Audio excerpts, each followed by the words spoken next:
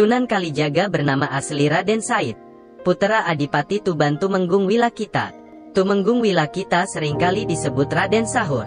Walau dia termasuk keturunan Ranggawale yang beragama Hindu, tapi Raden Sahur sendiri sudah masuk agama Islam.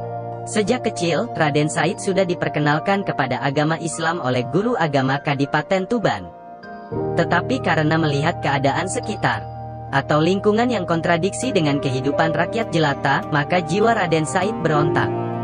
Gelora jiwa muda Raden Said seakan meledak-ledak, manakala melihat praktek oknum pejabat Kadipaten Tuban, di saat menarik pajak pada penduduk atau rakyat jelata.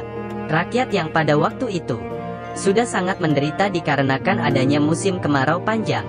Semakin sengsara, di saat mereka harus membayar pajak, yang kadangkala tidak sesuai dengan ketentuan yang ada, bahkan jauh dari kemampuan mereka. Seringkali jatah mereka untuk persediaan menghadapi musim panen berikutnya sudah disita para penarik pajak. Walau Raden Said putra seorang bangsawan, beliau lebih menyukai kehidupan bebas yang tidak terikat adat istiadat kebangsawanan. Dia gemar bergaul dengan rakyat jelata, atau dengan segala lapisan masyarakat, dari yang paling bawah hingga yang paling atas. Justru karena pergaulannya yang supel itulah, dia banyak mengetahui seluk-beluk kehidupan rakyat Tuban. Niat untuk mengurangi penderitaan rakyat sudah disampaikan kepada ayahnya, tapi sepertinya ayahnya tak bisa berbuat banyak. Dia juga cukup memahami posisi ayahnya hanya sebagai adipati bawahan Majapahit. Tapi niatnya itu tidak pernah padam. Jika malam-malam sebelumnya, dia sering berada di dalam kamarnya sembari mengumandangkan ayat-ayat suci Al-Quran. Maka sekarang dia keluar rumah. Di saat penjaga gudang Kadipaten tertidur lelap, Raden Said mengambil sebagian hasil bumi yang akan disetorkan ke Majapahit. Bahan makanan itu dibagi-bagikan kepada rakyat yang sangat membutuhkannya. Hal ini dilakukan tanpa sepengetahuan mereka. Tentu saja rakyat yang tak tahu apa-apa itu menjadi kaget bercampur girang. Menerima rezeki yang tak diduga-duga.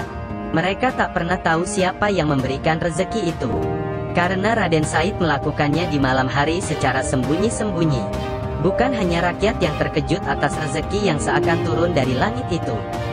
Penjaga gudang Kadipaten juga merasa kaget. Hatinya kebat-kebit, karena makin hari barang-barang yang hendak disetorkan ke kerajaan Majapahit itu semakin berkurang. Ia ingin mengetahui siapa pencuri barang hasil bumi di dalam gudang itu. Suatu malam, ia sengaja mengintip dari kejauhan, dari balik sebuah rumah tak jauh dari gudang Kadipaten. Dugaannya benar, ada seseorang yang membuka pintu gudang. Hampir tak berkedip penjaga gudang itu memperhatikan pencuri itu. Dia hampir tak percaya pencuri itu adalah Raden Said putra junjungannya sendiri. Untuk melaporkannya sendiri kepada Adipati Wilatikta ia tak berani. Khawatir dianggap membuat fitnah, maka penjaga gudang itu hanya minta 2 orang saksi dari sang adipati untuk memergoki pencuri yang mengambil hasil bumi rakyat yang tersimpan di gudang. Raden Said tak pernah menyangka bahwa malam itu perbuatannya bakal ketahuan.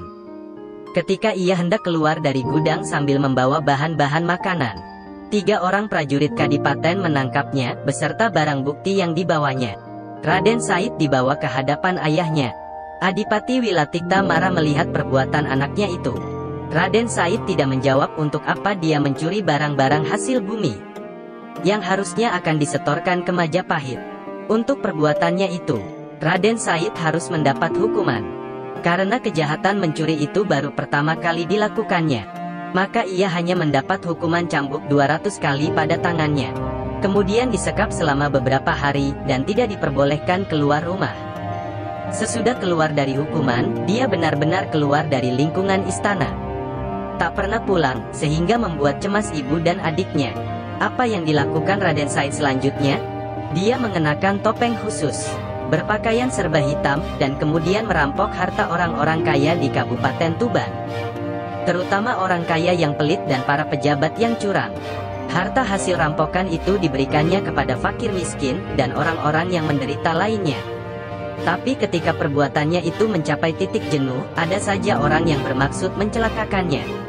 Ada seorang pemimpin perampok sejati yang mengetahui aksi Raden Said menjarah harta pejabat kaya.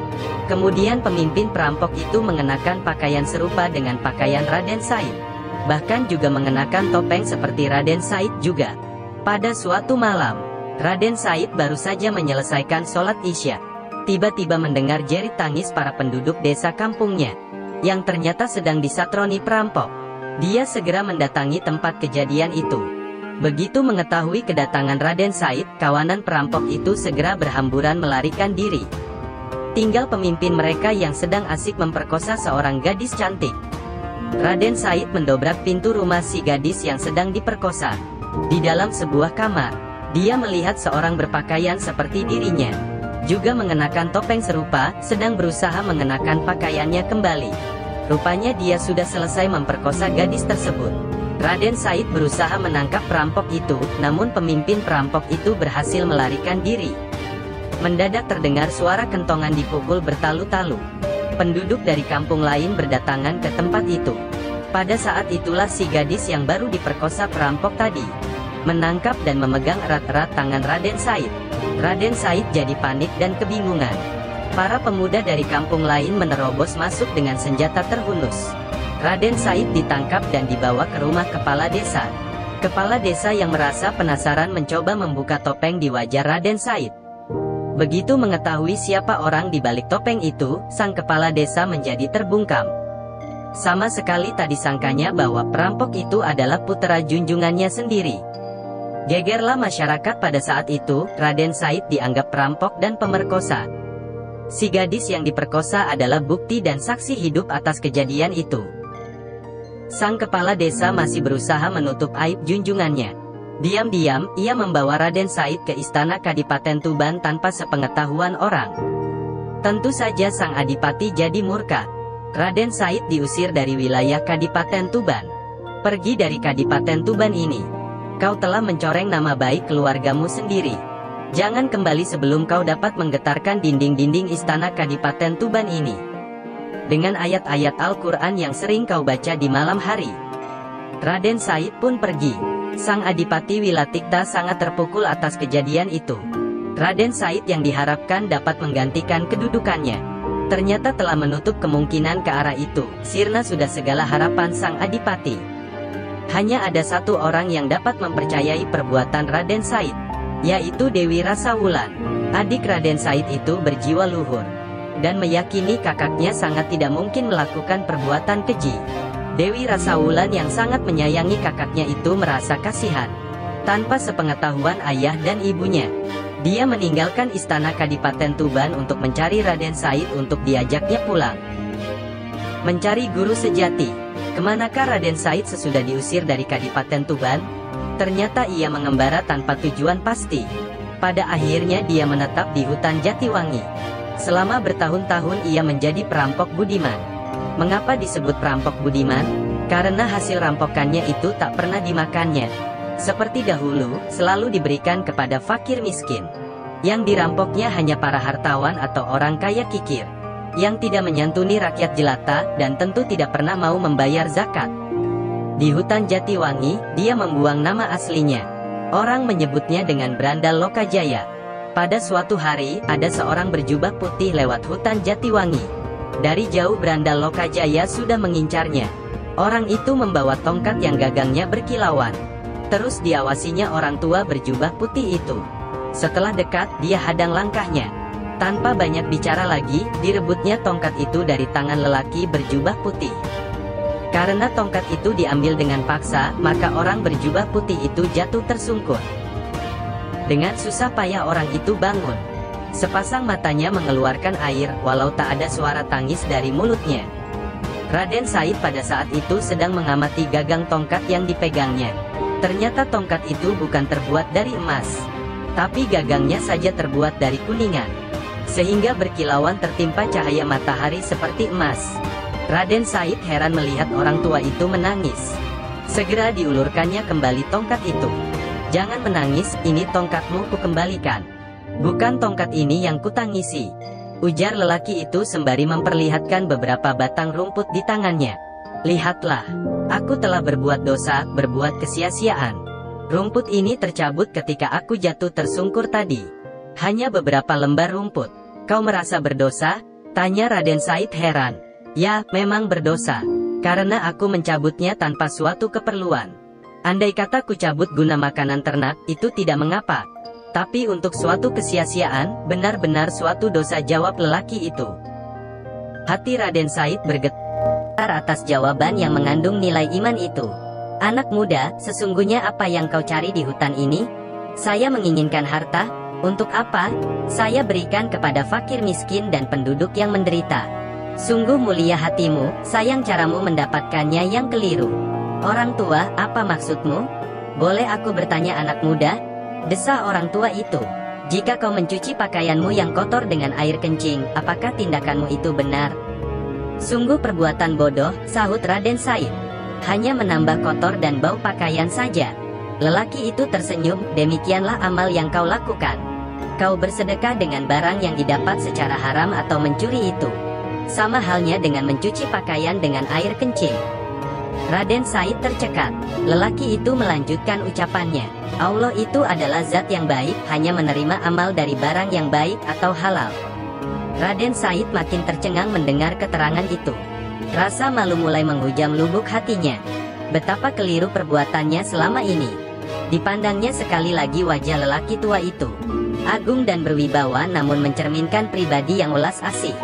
Dia mulai suka dan tertarik dengan lelaki tua berjubah putih tersebut. Banyak hal yang terkait dengan usaha mengentaskan kemiskinan dan penderitaan rakyat pada saat ini. Kau tidak bisa merubahnya hanya dengan memberi bantuan makan dan uang kepada para penduduk miskin. Kau harus memperingatkan pada penguasa yang zalim, agar mau mengubah caranya memerintah yang sewenang-wenang. Kau juga harus dapat membimbing rakyat agar dapat meningkatkan taraf kehidupannya. Raden Said semakin terpana, ucapan seperti itulah yang didambakannya selama ini. Kalau kau tak mau kerja keras dan hanya ingin beramal dengan cara yang mudah, maka ambillah itu. Itu barang halal, ambillah sesukamu. Berkata demikian, lelaki itu menunjuk pada sebatang pohon aren. Seketika itu pohon berubah menjadi emas. Sepasang mata Raden Said terbelalak. Dia adalah seorang pemuda sakti dan banyak ragam pengalaman yang telah dikecapnya. Berbagai ilmu yang aneh-aneh telah dipelajarinya. Dia mengira orang itu mempergunakan ilmu sihir. Kalau benar orang itu mengeluarkan ilmu sihir, ia pasti dapat mengatasinya. Tapi setelah mengerahkan ilmunya, pohon aren itu tetap berubah menjadi emas. Berarti orang tua itu tidak menggunakan sihir. Ia benar-benar merasa heran dan penasaran. Ilmu apakah yang telah dipergunakan orang tua itu, sehingga mampu merubah pohon menjadi emas? Raden Said terdiam beberapa saat di tempatnya berdiri. Dia mencoba memanjat pohon aren itu. Benar-benar berubah jadi emas seluruhnya. Ia ingin mengambil buah aren yang telah berubah menjadi emas berkilauan itu. Mendadak buah aren itu rontok, berjatuhan mengenai kepala Raden Said. Pemuda itu jatuh terjerembab ke tanah roboh dan pingsan. Ketika sadar, buah aren yang rontok itu telah berubah menjadi hijau seperti aren-aren yang lainnya. Raden Said bangkit berdiri, mencari orang tua berjubah putih tadi. Tapi yang dicarinya sudah tidak ada di tempat. Ucapan orang tua tadi masih terngiang di telinganya. Tentang beramal dengan barang haram yang disamakan dengan mencuci pakaian dengan air kencing. Tentang berbagai hal yang terkait dengan upaya memberantas kemiskinan. Raden Said mengejar orang itu. Segenap kemampuan dikerahkannya untuk berlari cepat. Akhirnya dia dapat melihat bayangan orang tua itu dari kejauhan. Sepertinya santai saja orang itu melangkahkan kakinya, tapi Raden Said tak pernah bisa menyusulnya. Jatuh bangun terseok-seok dan berlari lagi. Demikianlah setelah tenaganya habis terkuras. Dia baru bisa sampai di belakang lelaki berjubah putih itu. Lelaki berjubah putih itu berhenti. Bukan karena kehadiran Raden Said, melainkan di depannya terbentang sungai cukup lebar.